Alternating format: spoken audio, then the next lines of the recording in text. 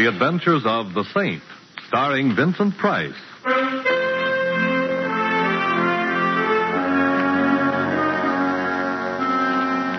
The Saint, based on characters created by Leslie Charteris and known to millions from books, magazines, and motion pictures. The Robin Hood of modern crime is now transcribed for radio, starring Hollywood's brilliant and talented actor Vincent Price as the Saint.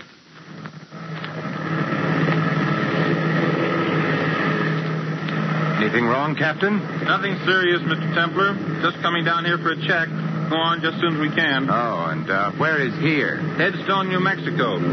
Used to be a big silver mining town, but now it's just another little town, I guess. Although I did notice there's a carnival playing over on the edge of this emergency landing strip. Well, how long are we to enjoy the hospitality of Headstone? Oh, 2 or 3 hours. Long enough to see the town, have dinner if you like. We're sorry to delay you, sir. Oh, it's all right, Captain. I'm seldom bored in a strange town. Well, you better go back and fasten your seatbelt, Mr. Templar. We're coming down now. Right, I'll see you later.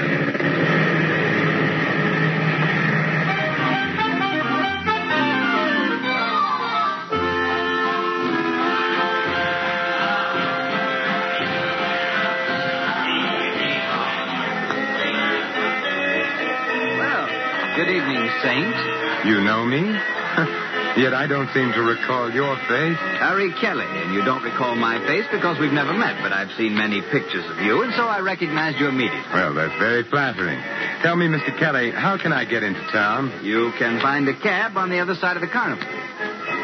Planning on staying long? Not at all. Should I? On the contrary, I was just going to suggest that I doubt if Headstone would welcome the presence of the Saint. Just a friendly remark, you understand. Oh, naturally. And if I may be permitted a friendly question, why are you telling me this? Just an interest in the continued health of my fellow human.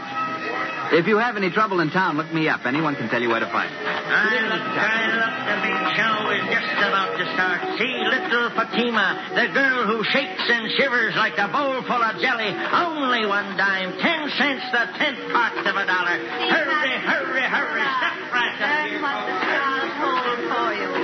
I read the past, the present, and the future. Learn your fortune, young man. I already know it, Grandmother. I'm destined to meet a tall, dark, and beautiful woman. I'll settle for nothing less. I see strange lines on your face, young man. Huh? I will tell your fortune without charge. Give me your hand. I see danger. Beware of a blonde young woman. She will bring you death. There are worse ways of dying, Grandmother. I see danger. Much danger for one with a halo about his head. Blood and death. Unless he travels, I see... I think I'm beginning to get the idea. You might tell your crystal ball that I'm beginning to be interested. Goodbye, Grandmother, and may the saints bless you.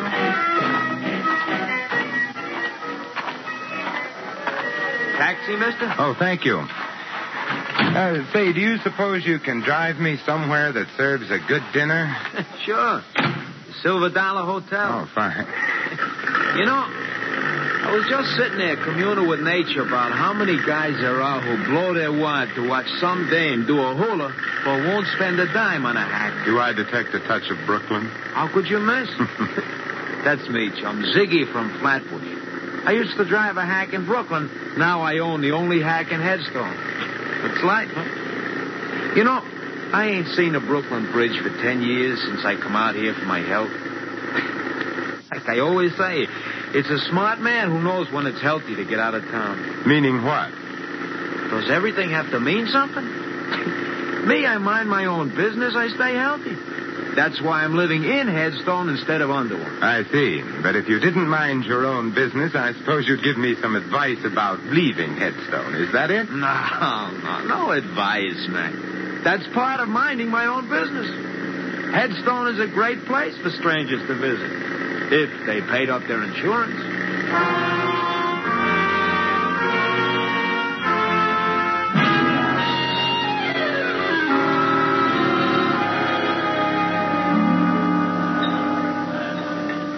Here you are, waiter. Very nice dinner. My check, please.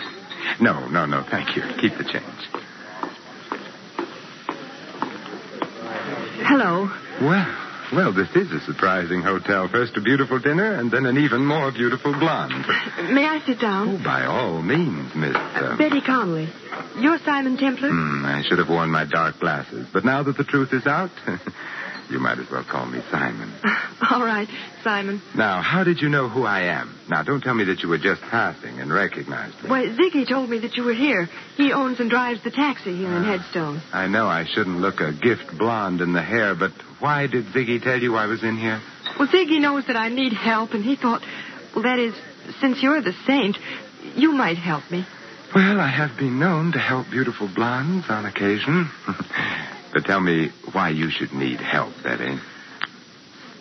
Someone's been trying to kill me. Oh, there should be a law against that. Are you sure? I've been shot at twice, and everybody here has been very unfriendly, except Ziggy and a man named Harry Kelly. I've noticed the unfriendliness in this town. But being unfriendly towards you is obviously an indication of insanity. Oh, please don't joke about it. I'm frightened. All right, my dear. Now tell me about it. Well, my father was known as Silver Slim Connolly. He lived here for years, but he sent me east to school when I was very young, and I didn't come back here until recently. My father died about a month ago. Oh, I'm sorry. He was broke, and all he left me was his old silver mine. He called it the Betty Mine, after me. And I take it somebody wants the mine. No, the mine is completely worthless. There hasn't been any silver in it for years. But, my dear, you were shot at twice. Have you any idea who did the shooting? No, but it might be the same man who told me to get out of town. Oh, who? Mike McCarthy. Ziggy says he's an eastern gangster who's been living out here for several months. Will you help me, Mr. Simon? Well, I've never been able to say no to a pretty girl. You mentioned a man named Harry Kelly before. Just who is he? He knew my father. He's been very friendly to me, although he thought I ought to leave town, too. I've met Mr. Kelly, and he intrigues me very much. I think we'll go see him. All right. Oh, just a minute. There was some red dust on your coat. Oh, thank you. Ziggy apparently doesn't get enough passengers to keep his cab dusted. Did you say Ziggy was parked outside in his chariot? Mm-hmm. He was when I came in. Oh, there he is. Yes, looking exactly as if he were back in Brooklyn. Ziggy! Oh, so she found you, huh? Thanks to your bird dogging, which I must admit in this case has done much to overcome any natural prejudice against cab drivers that I might have. Say, do you know where Harry Kelly lives? Sure. And let's go then. Huh? Hey, don't you ever clean out this hack? What's all this dust? Who knows? Maybe it was that redhead that hired me yesterday. So she had dandruff. Ziggy, you missed your calling. You're as funny as an undertaker. Well, now, Ziggy, I don't suppose you'd care to tell me why you warned me to get out of Headstone. Got me all wrong, Saint. I wasn't warning you. I was just talking about myself. And I don't suppose you'd care to tell me why somebody took pot shots at Miss Connolly here and told her to get out of town, too. Me, I don't know nothing. Like I was telling you, Saint, I mind my own business. Maybe you stay ignorant that way, but it's healthier, and I like it like that. Well, in that case, why did you send Miss Connolly in to see me? Well, like you can see, she's a pretty little pigeon. She needs to know some guy who'll help her. Now, it ain't no secret that the saint goes around mixing in other people's business, so I tell her to see you. And who told you I was the saint? I got eyes in my head, ain't I? Like I said, I used to hack in Brooklyn. I got around. What about this Mike McCarthy? Strictly smart money, Saint. Huh? A lot of guys have crossed his path once, if you get what I mean. What about Harry Kelly? Local stuff. A nice schmo, but no more. You're doing all right for a guy that doesn't know anything. You got me wrong, pal. Ziggy, he looks people over, but he don't see nothing except one guy is tough, another guy is a schmo, and maybe another guy is too nosy. I really don't think we should try to involve Ziggy, Simon. He's been very nice as it is. Yeah, she's got something, pal. I ain't really equipped for it because the way you're headed, only a saint could feel at home.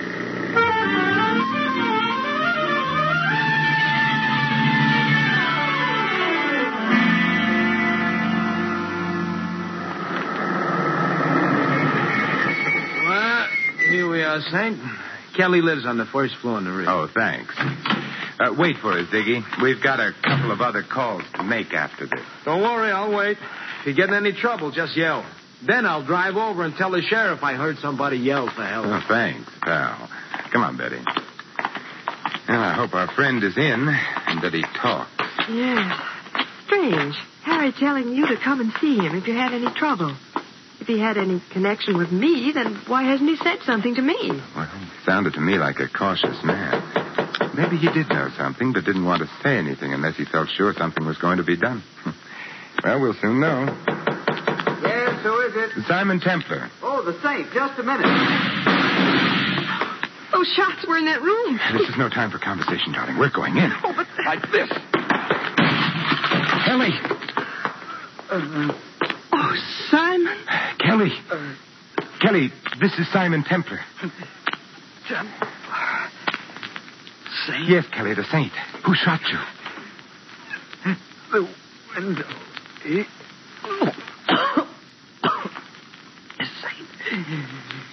The mine. Kelly. Well, Betty, he isn't going to tell us anything now. His killer did a very thorough job. Window open.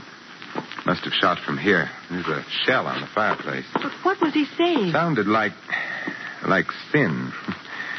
Come on, Betty. We're going to spread a little saintliness.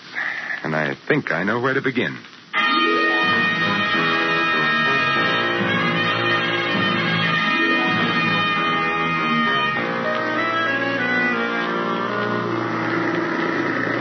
Ziggy, didn't you hear anything? Well, I noticed some noise, but like I thought... I know. You mind your own business. Are we going to the sheriff, Simon? No, not yet. Ziggy, who's the assayer in this town? Old man Matthews. The office is closed now, but he lives right ahead there. That big white house. Okay, stop there. But, Simon... I'd like to satisfy a little curiosity about that mine of yours. I'll be right back. You stay in here, Betty.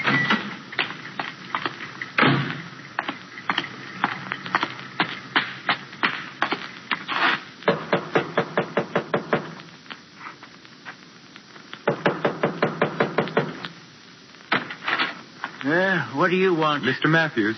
Who else should be here? It's my house, ain't it? What do you want? My name is Simon Templar. I wanted to ask you if you know the Connolly Silver Mine. I know every mine within 200 miles of here, young fella. Hey, ain't that Betty Connolly sitting up there in that taxi? Yes. Then why can't she tell you about the mine? She owns it. Well, she has told me, but I just wanted to check about the possibility of a mistake. How much silver would you say there was in the Connolly mine? About enough to put in your eye and still leave room for your finger? Couldn't there be a hidden vein in it? Nope. There ain't been enough silver around here to make a dime for years and years. Could there be anything else of value in it? Mud and water, if you call that valuable. You sure? Of course I'm sure. Young fella, I've been here man and boy for 70 years, and I ain't got no time to stand around answering darn fool questions. Goodbye. Well, goodbye.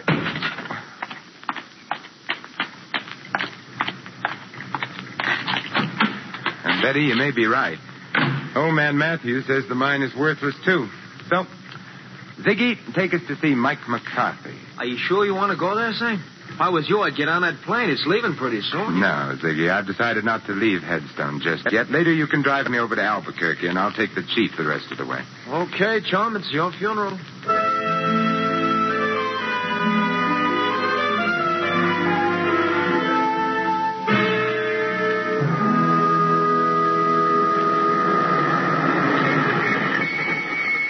Simon, please be careful.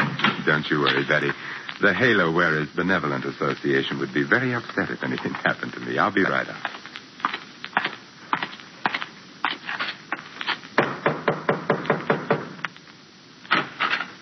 Yeah? I'm looking for Mike McCarthy. Well, you found him. It's my Boy Scout training. It never fails. My name is Simon Templar. The Saint? I've been known by that name. So what? That's a very interesting question. I must try to think of an answer sometime. Meanwhile, I thought you might like to know that I heartily disapprove of your telling a certain Miss Betty Connolly that she ought to leave town.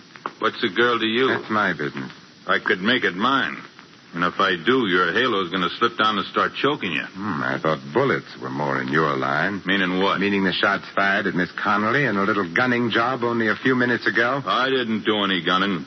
But I'm liable to if you don't beat it. You sound so sure of yourself, Michael. That's because I got more in my hand than an itching palm. It's a very pretty gun, Mike. But I'm very much afraid that nothing will satisfy my curiosity short of knowing why you want to get Miss Connolly out of town. I got answers for nosy eyes. 6 of them. I just stand right there. Stay away from that desk, Saint, or I'll... Don't worry, Mike. I have no interest in the desk at all, but I do have an interest in Miss Connolly. And now, Michael, I'll bid you adieu.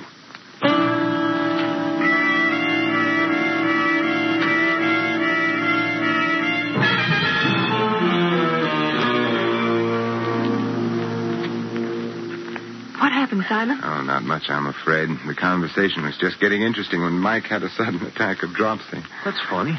I never heard of him being sick. Oh, that's because you mind your own business, Ziggy, like you told me.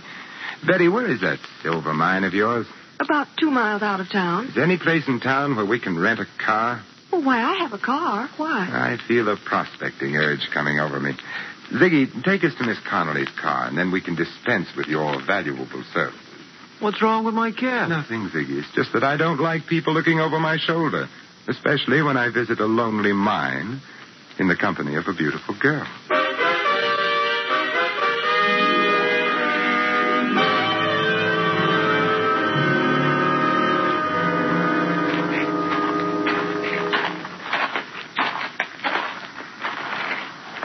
Well, here's the Betty mine, although I don't know why you want to see it. Frankly, I don't know either. But as long as I'm here, I might as well take the 40-cent tour. Certainly, sir. Right this way.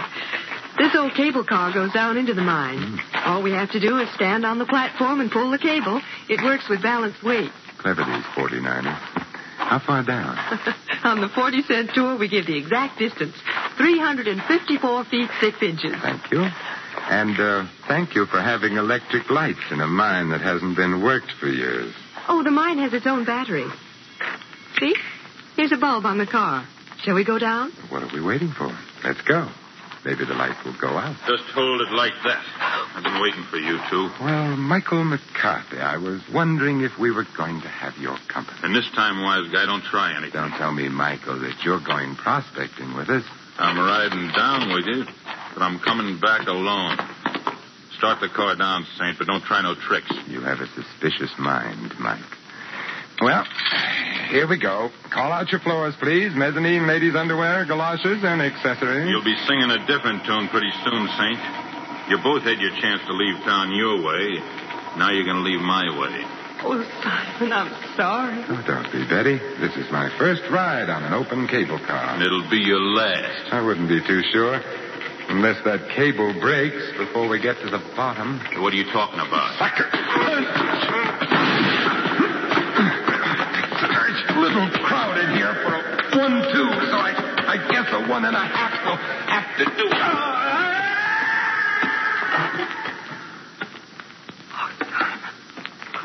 How terrible. There now, Betty. It's all right. Oh, but Simon, it could have been you. He almost knocked you off the platform, too. Yeah, it was the padded shoulders in my coat. I felt them hit the side. Oh, look at your shoulders. They're covered with dirt from the sides of the shaft. Yeah. Huh. It's red dirt. Wait a minute. Well, we can go back up, Betty. Mike doesn't need our help, and I don't need anybody to answer questions anymore.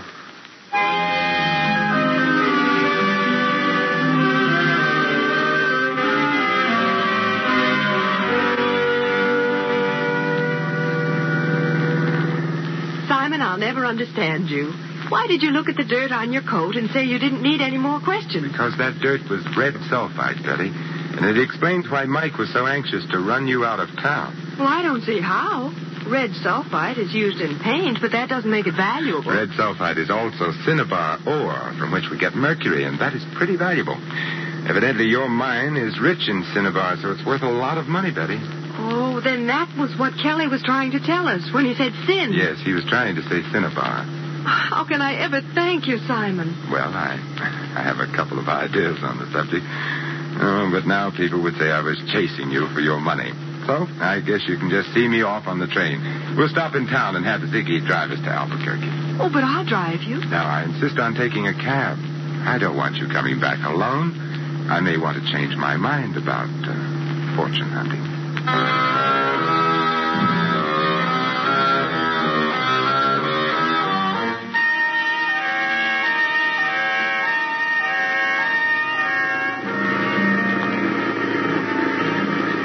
Well, like I said, Saint, I'm glad to see you leaving. This town is just funny about strangers. But hadn't you ought to take Miss Conley with you? But she doesn't have to go now, Ziggy, and besides, she's rich. She's what? Yes, Ziggy, we found out that Dad's mine is valuable after all. You mean you found silver in it? No, mercury. Oh, the stuff they put in thermometers? That's the stuff, Ziggy.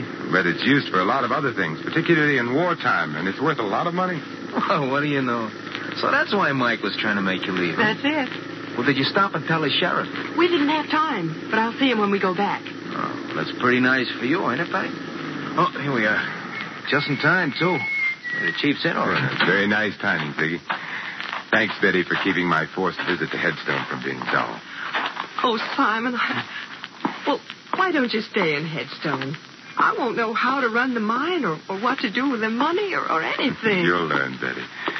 You know what to do when you get back to town? Yes, but will the sheriff believe me? I mean, about Mike McCarthy killing Harry Kelly. I don't think he will, since Mike didn't kill Kelly.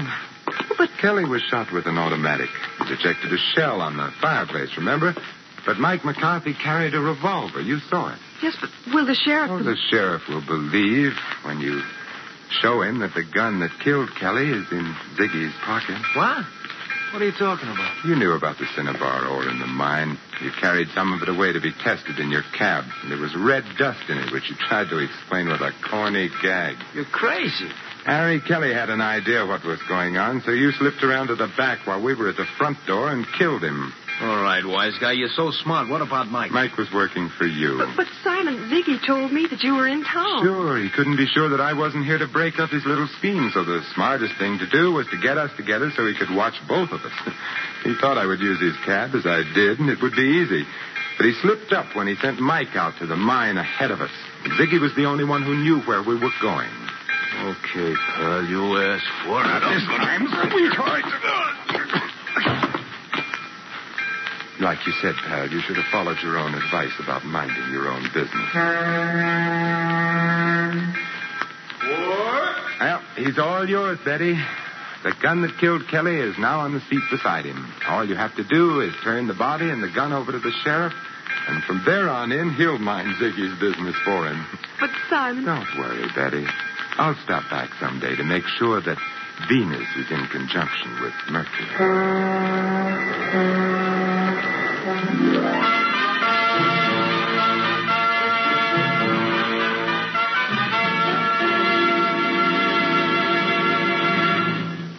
You have just heard another adventure of the Saint, the Robin Hood of modern crime. And now, here is our star, Vincent Price. Ladies and gentlemen, how many times there have been men just like Ziggy, led into crime by insatiable greed, forgetting the simplest truth so aptly phrased by John Dryden. Murder may pass unpunished for a time, but tardy justice will o'ertake the crime. This is Vincent Price extending a personal invitation to all of you to join us again next week at this same time for another adventure of the Saint. Good night.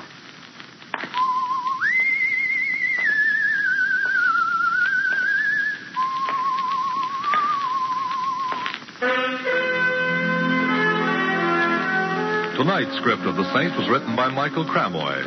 Our cast included Harry Bartell, Barney Phillips, Colleen Collins, Fred Howard, and Tony Barrett. The music was composed and conducted by Harry Zimmerman. The Saint is a James L. Sapir Agency production and was transcribed and directed by Thomas A. McAvity. Don't forget that the Saint comic books are on sale at all newsstands. Your announcer, Merrill Ross. This is the Mutual Broadcasting System.